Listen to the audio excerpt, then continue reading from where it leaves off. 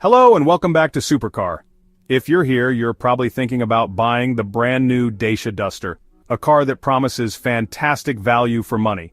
But before you sign on the dotted line, you need to hear this. We've uncovered a single, crucial mistake that thousands of buyers are about to make. A mistake that could cost you literally thousands of dollars in the long run. If you want to know what it is and how to avoid it, stick around. And while you're here, make sure you hit that subscribe button and ring the bell so you never miss a vital car warning like this one. So, what is this huge mistake? Is it buying the wrong trim? Choosing the wrong color? No, it's a single decision you make at the dealership. One that seems smart but is actually a financial trap. Here's the problem. When you go to buy your Duster, you'll be faced with a choice of engines. On the surface, the top-of-the-line hybrid 140 seems like the smartest, most modern choice. After all, it's a hybrid. It should be the most efficient, right? Well, that's what Dacia wants you to believe. But the data tells a completely different story. And here's the truth. Choosing the hybrid 140 over the TCE 130 is a mistake that costs you money and delivers almost no benefit in return. But how can a hybrid be the wrong choice? Isn't it supposed to be faster and save you money on gas? Okay, let's break it down with the numbers. The TCE 130 is Dacia's new 1.2-liter mild hybrid engine. It gets you from 0 to 62 miles per hour in just 9.9 seconds. Now let's look at the much more expensive hybrid 140. It gets from 0 to 62 miles per hour in 10.1 seconds. That's right, the supposedly superior hybrid is actually slower. But what about fuel economy? The TCE 130 delivers an impressive 51 miles per gallon, the hybrid 140, a mere 55 miles per gallon. For the thousands you're spending extra, you're getting a car that's slower and only marginally more fuel efficient. It is, frankly, a massive waste of money. You are paying a premium for a hybrid badge with almost no real-world performance or fuel-saving gains. But, it gets worse. This isn't the only way the Duster can hide a costly secret from you.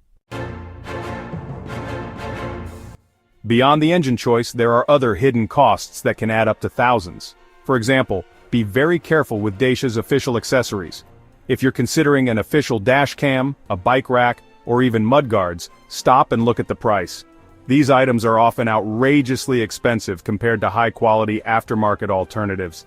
You could save hundreds if not thousands by simply buying a third-party dash cam or a universal roof rack from a well-known brand. Seriously, don't fall for the convenience of adding it to your finance plan. So what about the long term? I mean, we all know Dacia is a budget brand, but will it actually stand the test of time? While the Duster has a reputation for being simple and reliable, there's, a new elephant in the room. The 2025 model introduces a lot of new technology, including a complex hybrid system, advanced driver aids, and a more modern infotainment system. As we've seen on owner forums, these new systems come with their own set of potential problems, from glitches to software bugs. But here's the real kicker. If something does go wrong, Dacia's Zen Warranty will only cover you for up to 7 years if you have all your services done at a Dacia-certified dealer. This is a classic bait and switch that locks you into a more expensive servicing network, and honestly, could cost you thousands in maintenance over the years.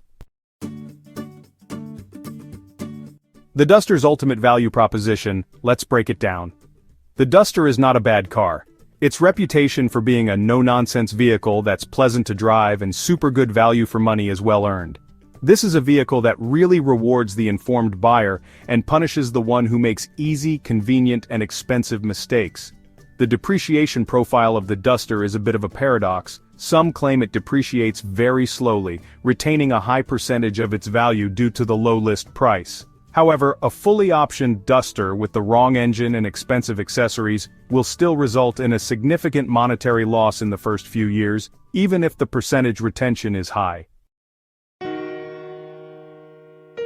A major mitigating factor for long-term ownership is the Dacia Zen Warranty.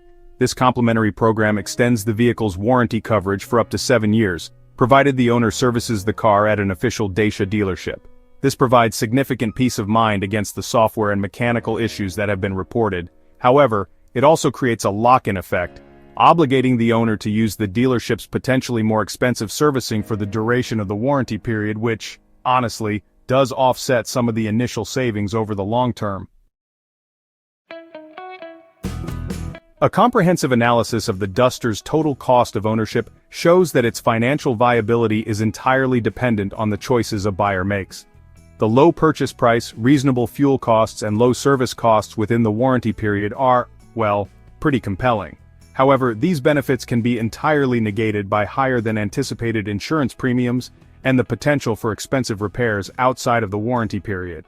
The Duster is a financial winner only if the buyer approaches the purchase with a clear understanding of these hidden risks and avoids the most common mistakes. Final expert recommendation: the supercar verdict. So, is the Duster a genius buy or a financial blunder? We break down the total cost of ownership to give you the full picture.